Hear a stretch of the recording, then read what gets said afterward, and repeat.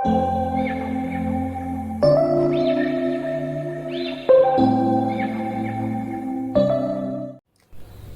Morning, good afternoon, good evening students. Depend करता है आप किस समय इस वीडियो को देख रहे हैं। Welcome all of you to aptitude वाला मैथ्स, आपका अपना चैनल। आज हम लोग फैक्टोरियल की तीसरी वीडियो करने वाले हैं, जिसमें हम लोग कुछ और क्वेश्चंस देखेंगे फैक्टोरियल से रिलेटेड। 2 वीडियोस फैक्टोरियल के हम लोगों ने देख चुके हैं। आज हम लोग तीसरा वीडियो हम लोग डिस्कस करने वाले हैं। तीसरी क्लास आपकी होने वाली है फैक्टोरियल की। तो आइए कुछ अलग टाइप के कुछ इंटरेस्टिंग क्वेश्चंस हम लोग देखें फैक्टोरियल से रिलेटेड। कहता है find number of possible values of n such that factorial n is divisible by 3 power 18 but not by 3 power 21।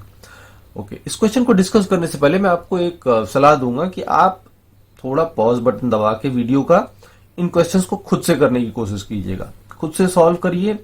हो जाती है, अगर सॉल्व हो जाता है तो बहुत अच्छी बात है, नहीं भी होता है तो भी आप ज्यादा सीखेंगे। अगर सोल्यूशन देखेंगे तो आपको समझ में आएगा कि कहां पे आपसे गलती हो रही थी, क्या चीज ऐसी थी जो आप नहीं सोच पा रहे थे। तो आपका टेक अवे जो होगा वीडियो लेसन से, या जो आप कहते हैं आप जो सीखेंगे इस वीडियो से, वो ज्यादा सीखेंगे। और अगर आप डायरेक्टली वीडियो देखेंगे तो भी सीखेंगे, लेकिन आपकी जो आपका इनटेक होगा, जो आपका सीख होगा, वो थोड़ा कम रहेगा। इसलिए इन क्लासेस का, इन लेसन से मैक्सिमम बेनिफिट लेने के लिए बहुत जरूरी है कि आप पहले खुद से इन क्वेश्चंस को सॉल्व करें। और अगर आपने पहले 2 वीडियोस नहीं देखे हैं फैक्टोरियल से रिलेटेड तो पहले उनको देख लीजिए, बिकॉज इसमें जो क्वेश्चंस हैं उसको करने के लिए आपको थोड़ी जानकारी फैक्टोरियल की होनी चाहिए, कॉन्सेप्ट की होनी चाहिए। और अगर आपको वो कॉन्सेप्ट का जानकारी है तब तो आप इसको डायरेक्टली सॉल्व कीजिए, और अगर नहीं है तो पहले उन वीडियोस को जरूर से देख लीजिए।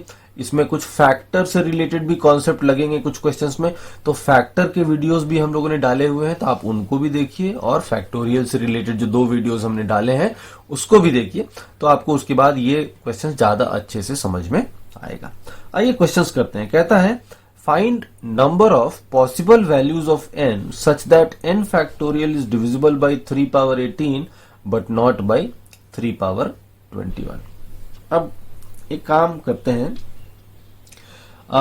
3 पावर 18 है तो हमको पता है कि n factorial is divisible by 3 power 18। तो हमने याद कीजिए पिछला वीडियो हम लोगों ने क्या बोला था, पैटर्न क्या बताया था। तो अगर ऐसा होगा तो हम कह सकते हैं कि this 18 will be close to, या n will be close to, ऐसे भी कर सकते हैं, n factorial is divisible by 3 power 18। तो हम कह सकते हैं कि will be close to n upon 3 है तो क्या कर देंगे 3 माइनस 1। याद कीजिए, ध्यान दीजिए, पिछले वाले में जो भी यहां होता है उससे 1 माइनस 1 कर देते हैं। सो n अपॉन 3 माइनस 1 ही क्लोज होगा 18 के। So n by 2 is close to 18। तो हम यहां कह सकते हैं कि n will be close to 18 into 2 कितना 36। तो हमको एक अंदाजा लग रहा है कि अगर 3 पावर 18 से डिविजिबल है फैक्टोरियल n, तो n किसके आसपास होगा, 36 के आसपास होगा। एग्जैक्टली 36 होगा ऐसा जरूरी नहीं है, ऐसा नहीं होता है जनरली, बट हमको ये समझ में आ रहा है कि n जो है 36 के आसपास होगा। 37 भी हो सकता है, 38 भी हो सकता है। तो पहले 36 में ही देखते हैं कि 36 को सेटिस्फाई करेगा कि नहीं। तो 36 को अब क्या करेंगे, 3 से डिवाइड करते हैं, कितनी बार जाएगा 12 बार। फिर 3 से कितनी बार जाएगा 4 बार। फिर 3 से कितनी बार जाएगा 1 बार। तो 12 4 16 1 17।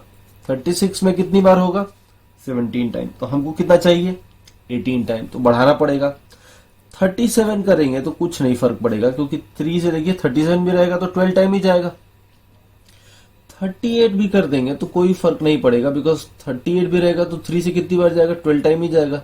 12 3 या 36, 13 3 या 39 हो जाएगा, ज्यादा हो जाएगा। तो 36 37 38 में तो नहीं होना है, यानी कि कितना लेना पड़ेगा 39।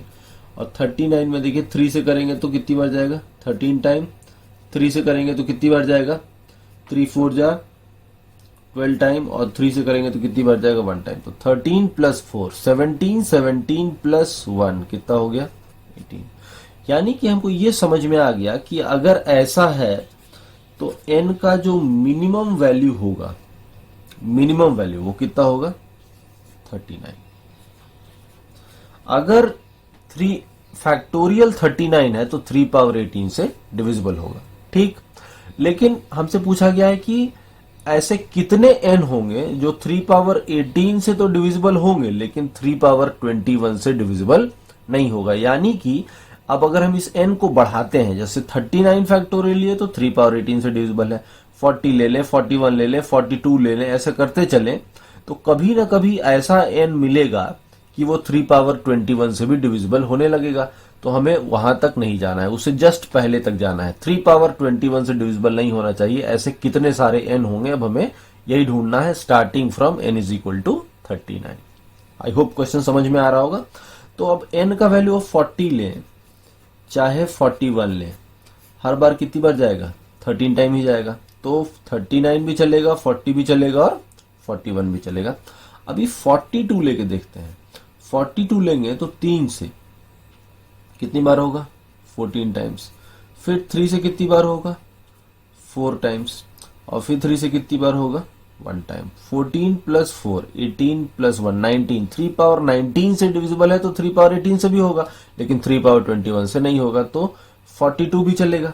ठीक है, सो n का वैल्यू हमने देखा 40 41 42 सब चलेगा। 40 भी चलेगा, 41 भी चलेगा, 42 भी चलेगा, तीनों चलेगा। अब 42 होगा तो 43 भी होगा और 44 भी होगा। 42 43 44 भी होगा, क्योंकि 44 में भी देखिए 14 टाइम ही जाएगा।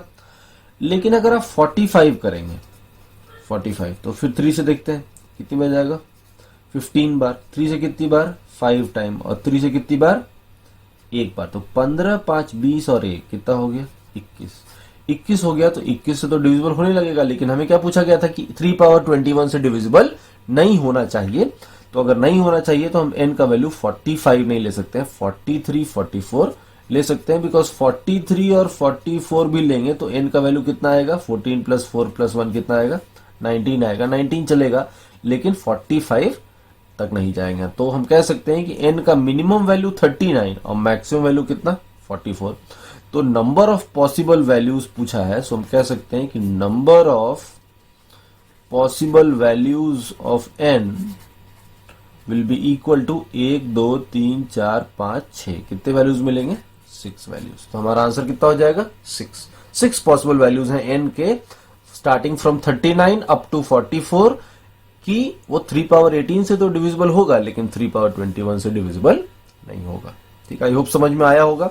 ये सेम पैटर्न जो हम लोगों ने देखा था पिछले वीडियो में, उसी पैटर्न पे बेस्ड ये क्वेश्चन है। यही पैटर्न हम लोग डिस्कस किए थे, इसी पैटर्न पे बेस्ड ये क्वेश्चन है। ओके, आगे बढ़ते हैं, कुछ और क्वेश्चंस देखते हैं। कहता है find number of factors of factorial 10। Factorial 10 के कितने फैक्टर्स होंगे। नाउ इस क्वेश्चन को करने के लिए आपको फैक्टर वाला कॉन्सेप्ट भी पता होना चाहिए। तो अगर आपने वो क्वेश्चंस नहीं देखे हैं, फैक्टर के कॉन्सेप्ट आपको जानकारी नहीं है, तो सबसे पहले फैक्टर वाले वीडियोस भी देखिए, वो भी हमने इस वीडियो के डिस्क्रिप्शन में डाल रखे हैं, उसके लिंक्स आप उसको जरूर से देखिए। कहता है find number of factors of factorial 10। Factorial 10 के कितने फैक्टर्स होंगे, बहुत सिंपल सा सवाल है। देखिए फैक्टोरियल 10 होगा क्या, फैक्टोरियल 10 होगा 1 into 2 into 3 into 4 into 5 into 6 into 7 into 8 into 9 into 10। ठीक है, फैक्टोरियल 10 कितना होगा, 10 तक का प्रोडक्ट। अब ये थोड़ा इसको हम मैनुअली कर सकते हैं बिकॉज नंबर छोटा है। हमें पता है कि फैक्टोरियल 10 में 2 कितनी बार आता था। देखिए हम लोगों ने इसको डायरेक्टली भी कर सकते हैं। 2 कितनी बार आएगा, 2 से डिवाइड करेंगे, 2 से 5 टाइम, 2 से 2 टाइम, 2 से 1 टाइम, 5 2 7 प्लस 1 8 टाइम आएगा। तो हम कह सकते हैं ये 2 का पावर 8 होगा। आप इसको काउंट भी कर सकते हैं। देखिए यहाँ पे एक बार, यहाँ 2 इंटू 2 है तो यहाँ कितनी बार, 2 बार। 2 इंटू 3 है तो यहाँ 1 बार। 2 इंटू 2 इंटू 2 है तो यहाँ कितनी बार, 3 बार। 2 इंटू 5 है तो यहाँ कितनी बार, 1 बार। तो 1 2 3 1 4 3 7 और 1 8, 8 बार आया तो 2 पावर 8। 3 भी काउंट कर सकते हैं। देखिए कितनी बार है, 1 बार, 1 बार, यहाँ 1 बार, यहाँ 1 बार, 2 बार, और यहाँ पे कितनी बार, 3 इंटू 3 2 बार, तो ये कितना हो गया, 4 बार। तो 3 पावर 4। 5 कितनी बार है, 1 बार और 1 बार, कितनी बार, 2 बार। तो 5 स्क्वायर इंटू 7 कितनी बार है, 1 बार। और कोई प्राइम नंबर है, 2 3 5 7, 10 तक में तो यही 4 प्राइम नंबर होता है। तो अगर हम इसको फैक्टराइज करें तो कितना आएगा, 2 power 8 into 3 power 4 into 5 square into 7 power 1, ऐसे कर सकते हैं। अब हमको निकालना है नंबर ऑफ फैक्टर्स। तो नंबर ऑफ फैक्टर्स तो हमारे लिए आसान हो गया।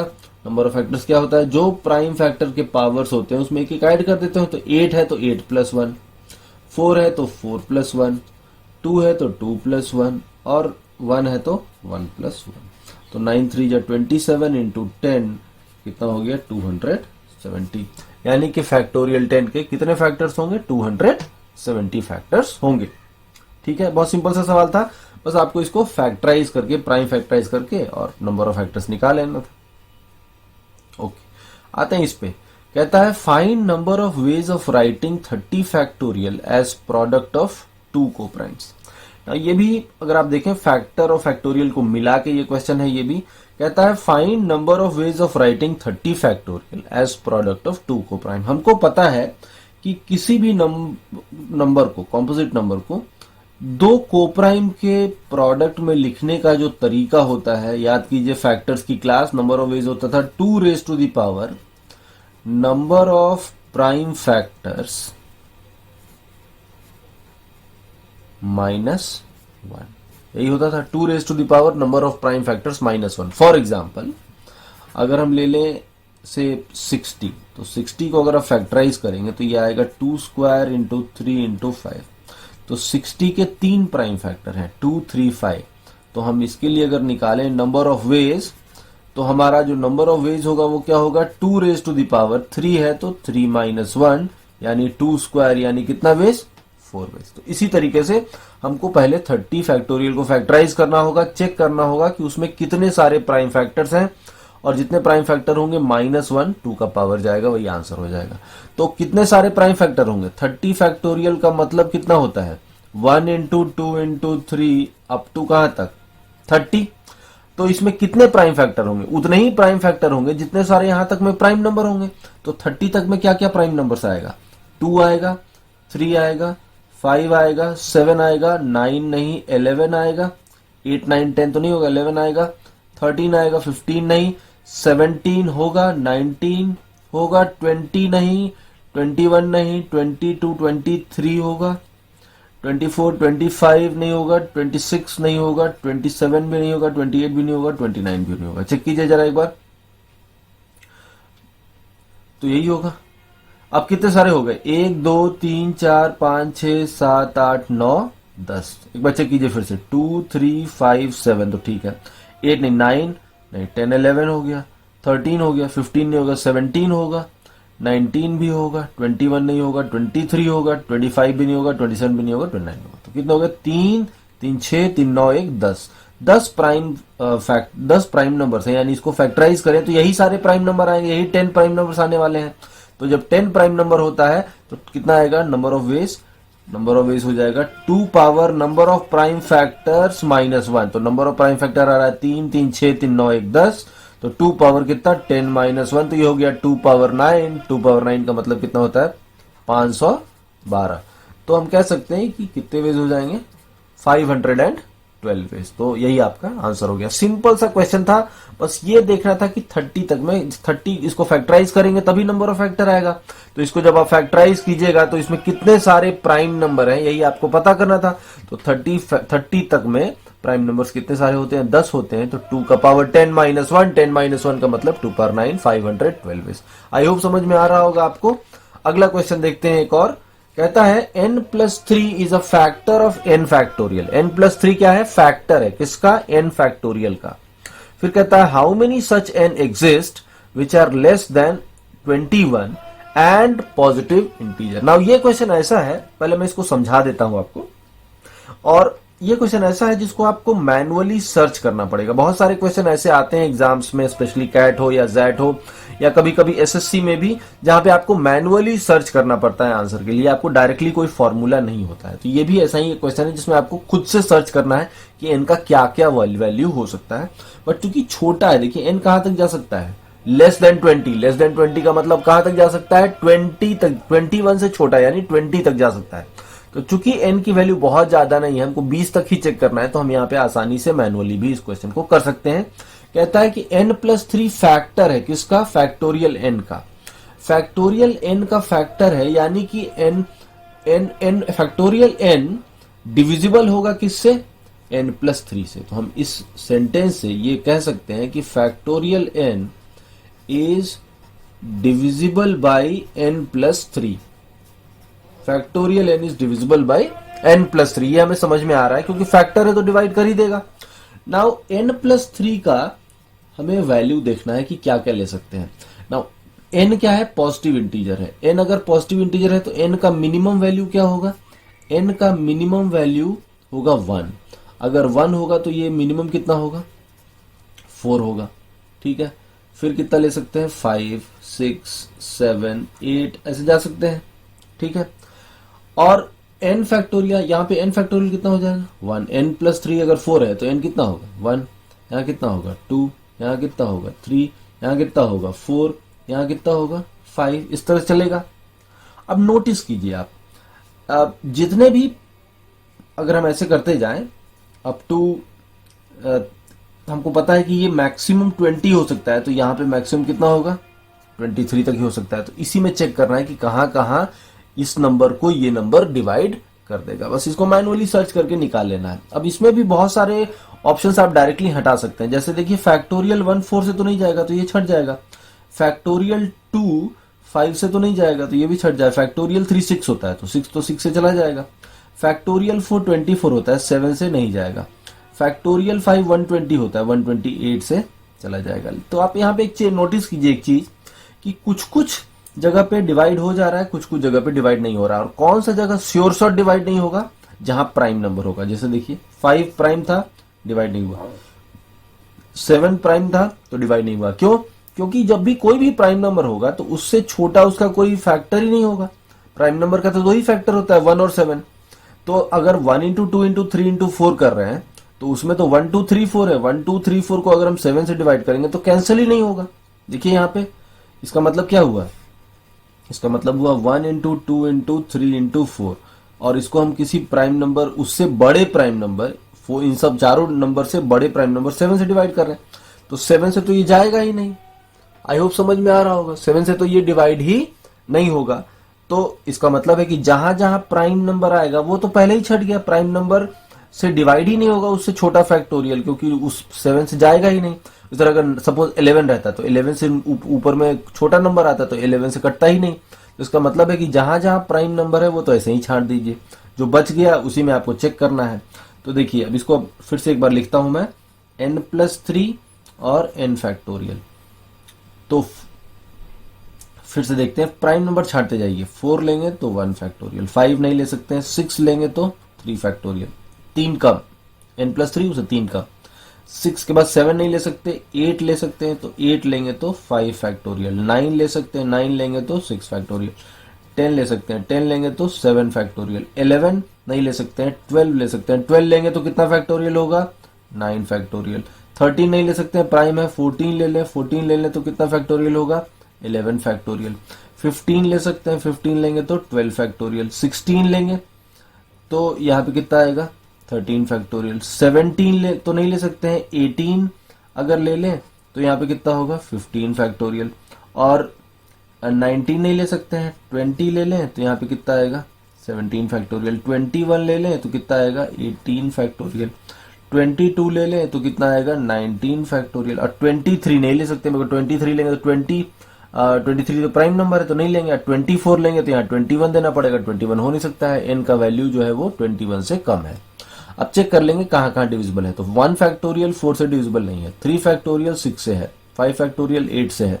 6 फैक्टोरियल में क्या आएगा? एक 3 में 6 आएगा, 1 into 2 into 3 into 4 into 5 into 6, तो 2 बार 3 आ गया, एक बार 3 में एक बार 6 में, तो 9 से कैंसिल हो जाएगा, तो यहाँ भी डिविजिबल है। यहाँ क्या है? 10 क्या है? 2 इंटू 5, तो फैक्टोरियल 7 में 2 भी है 5 भी है, तो यहाँ भी हो जाएगा। यहाँ 12 का मतलब क्या है? 2 इंटू 2 इंटू 4 इंटू 3, तो 9 तक में 4 भी आएगा 3 भी आएगा। ये क्या है? 2 इंटू 7, तो फैक्टोरियल 11 में 2 भी आएगा। फैक्टोरियल 11 का मतलब क्या हुआ? 1 इंटू 2 इंटू 3 अप टू 11, और नीचे है 2 इंटू 7, तो 2 भी कट जाएगा 7 भी कट जाएगा, तो डिविजिबल है। ये 3 इंटू 5 डिविजिबल है। 8 इंटू 2 दोनों आएगा 13 तक में, डिविजिबल है। ये कितना होगा? 9 इंटू 2, तो 9 भी है 2 भी है, डिविजिबल। 4 इंटू 5 फैक्टोरियल 17 में 4 भी आएगा 5 भी आएगा। ये 3 इंटू 7 डिविजिबल हो जाएगा। 11 इंटू 2 19 फैक्टोरियल में आ ही जाएगा, डिविजिबल हो जाएगा।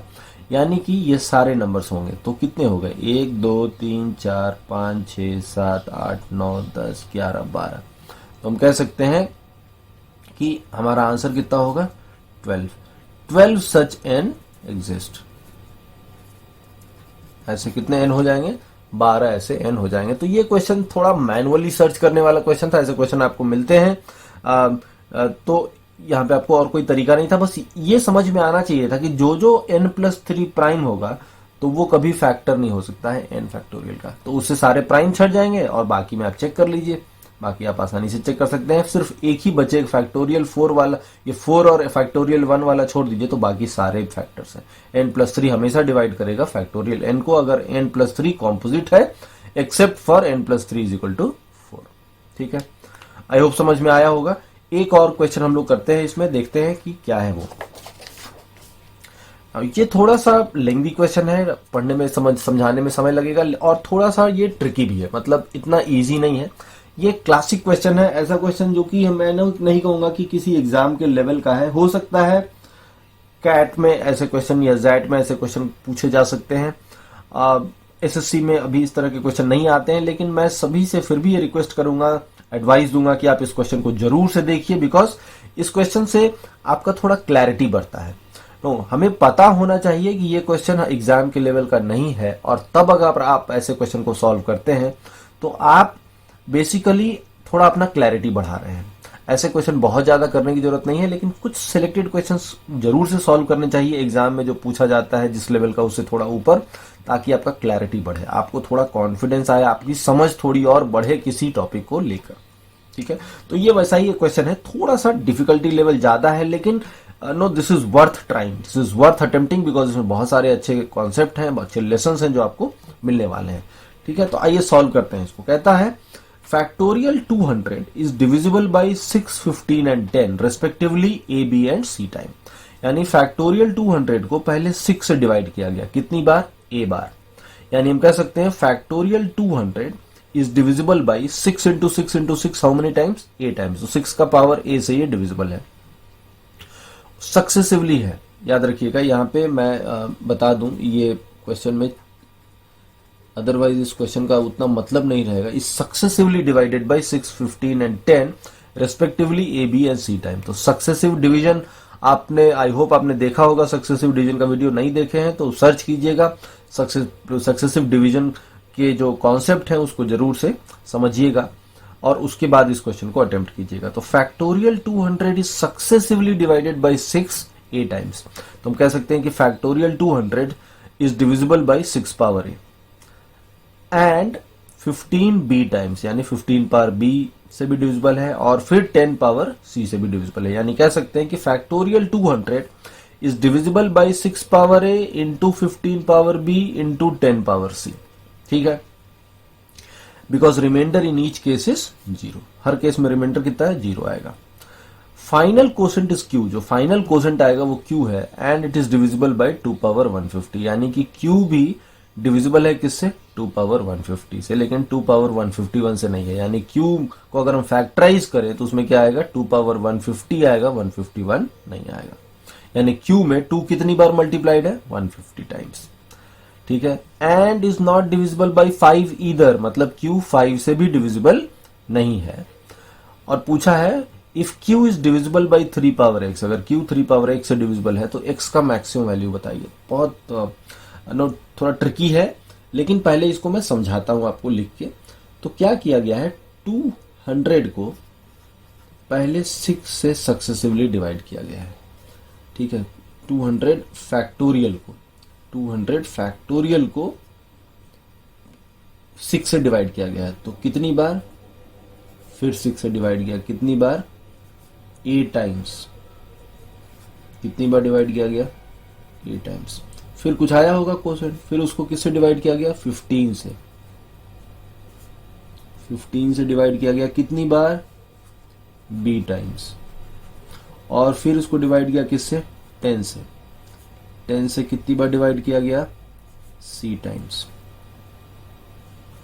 10 से डिवाइड किया गया c टाइम्स।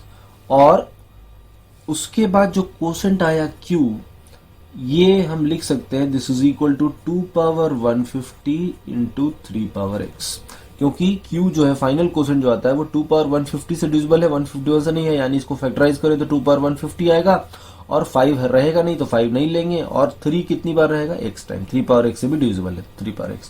तो हमसे पूछा है x की मैक्सिमम वैल्यू बताइए कि क्या होगा, यही क्वेश्चन है, x का मैक्सिमम वैल्यू बताइए।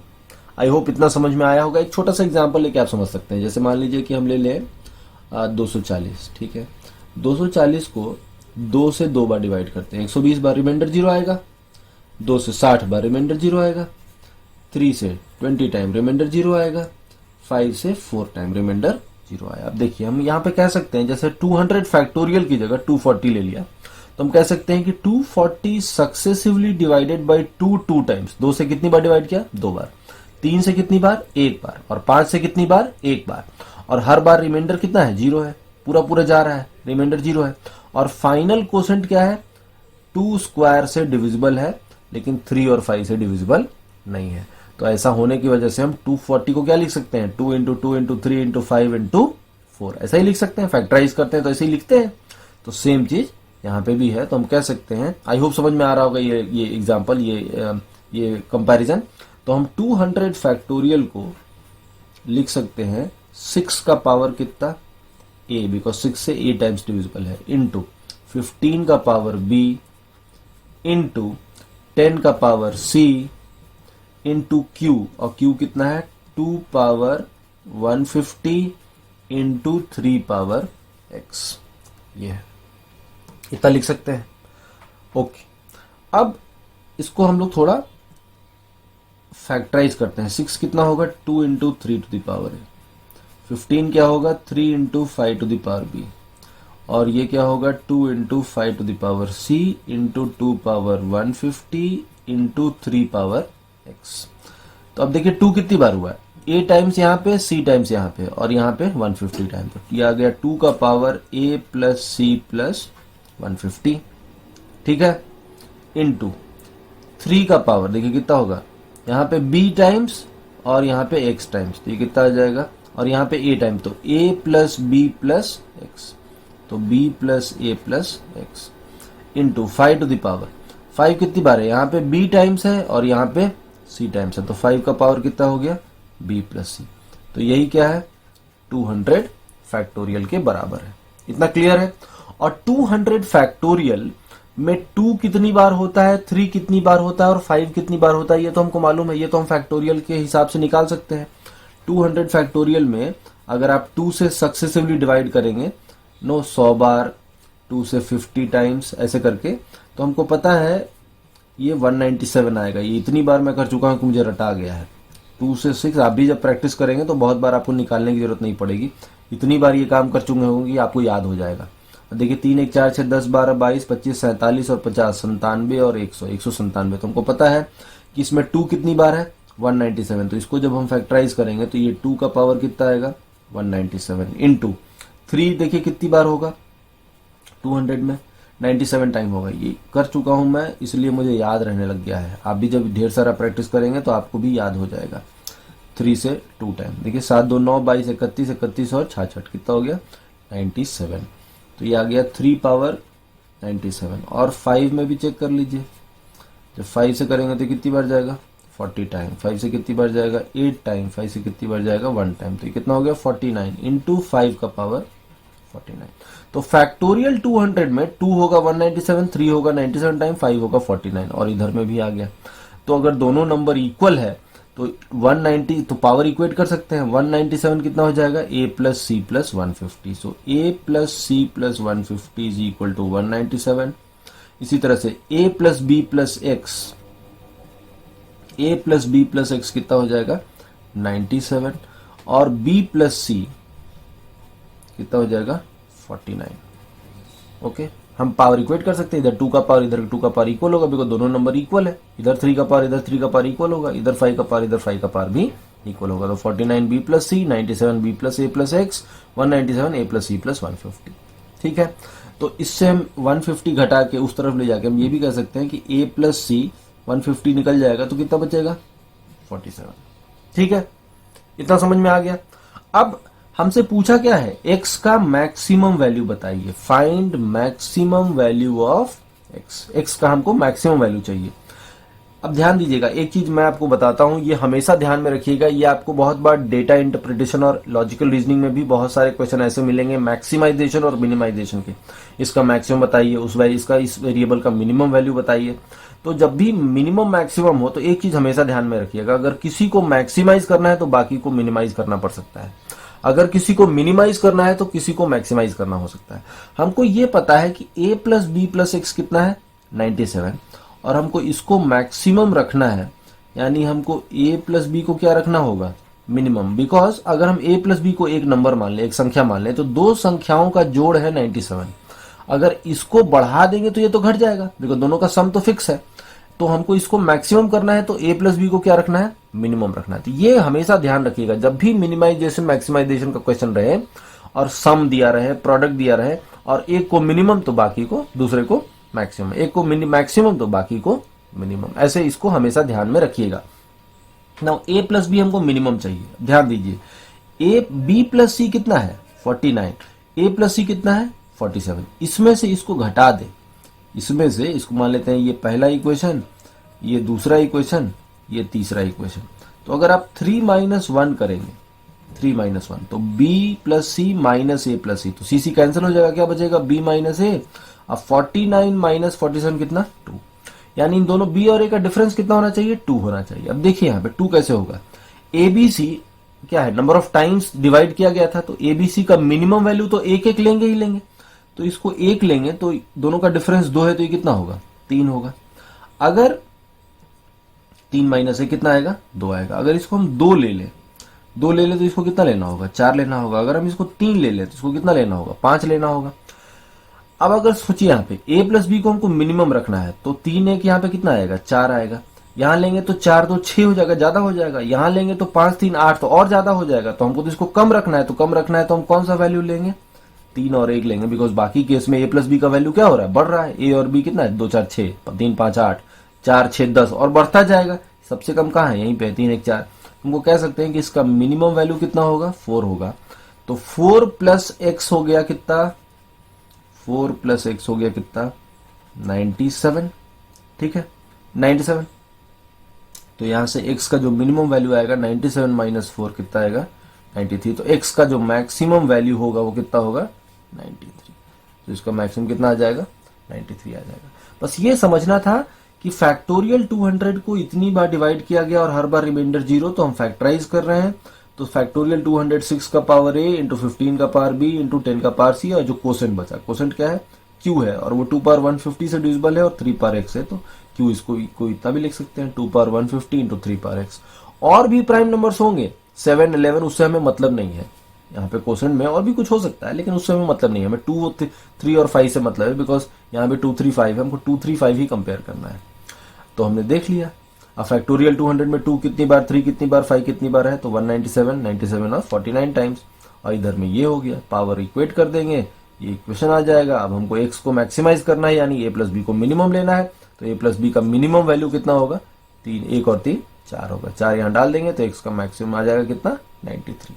आई होप समझ में आया होगा। बहुत ही थोड़ा सा डिफिकल्ट क्वेश्चन तो जरूर था, लेकिन ऐसा क्वेश्चन था जिसमें आपको थोड़ा फैक्टोरियल का भी एप्लीकेशन है, थोड़ा इंडिसेस का भी एप्लीकेशन है, घात का आपको समझना था कि किस तरीके से हम इसको करेंगे, और थोड़ा कॉमन सेंसिकल क्वेश्चन भी था, क्योंकि आपको कहीं मैक्सिमाइज करना है तो कहीं मिनिमाइज करना है। तो थोड़ा आपको कॉमन सेंस भी आपको जरूरत लगेगा, थोड़ा प्रेजेंस ऑफ माइंड भी आपको चाहिए था ऐसे क्वेश्चन को सॉल्व करने के लिए। तो काफी इंपॉर्टेंट क्वेश्चन था, काफी इंटरेस्टिंग क्वेश्चन था, और बहुत कुछ इससे सीखने को भी मिला हमें। एक ये भी मिला कि किसी को मैक्सिमाइज करना है तो किसी को मिनिमाइज भी करना होता है। आई होप समझ में आया होगा। नहीं भी आया होगा तो आप इस वीडियो को दोबारा से देखिए, इस क्वेश्चन के वीडियो को, लेसन को, इसके एक्सप्लेनेशन को। आई एम श्योर आपको समझ में आएगा। नहीं समझ में आएगा तो कमेंट में जरूर डालिएगा, मैं फिर से समझाने का कोशिश करूंगा आपको। बट ये क्वेश्चन बहुत ही सिखाने वाला क्वेश्चन था, इसे बहुत कुछ सीखने को मिला। आई होप समझ में आया होगा आपको। तो हम लोगों ने फैक्टोरियल पे टोटल 3 वीडियोस डाले हैं अभी तक। तीनों वीडियोस में आपको फैक्टोरियल से रिलेटेड सारे कॉन्सेप्ट हम लोगों ने क्लियर किए हैं। आप इन तीनों को जरूर देखिएगा। उसके बाद फैक्टोरियल का सारे सवाल आप करने की स्थिति में होंगे, कोई भी सवाल आपसे छूटेगा नहीं, आई एम श्योर। तो अगले क्लास में हम लोग फिर से नंबर सिस्टम का ही एक नया टॉपिक लेके आएंगे। नंबर सिस्टम थोड़ा बड़ा टॉपिक है, इसमें टाइम लगेगा, बट नंबर सिस्टम के कोई और नए टॉपिक्स के साथ हम लोग आएंगे आपके सामने, आपको कुछ और इंटरेस्टिंग बातें बताएंगे नंबर सिस्टम से, आपको काफी कुछ सिखाएंगे। Thank you all of you for watching it.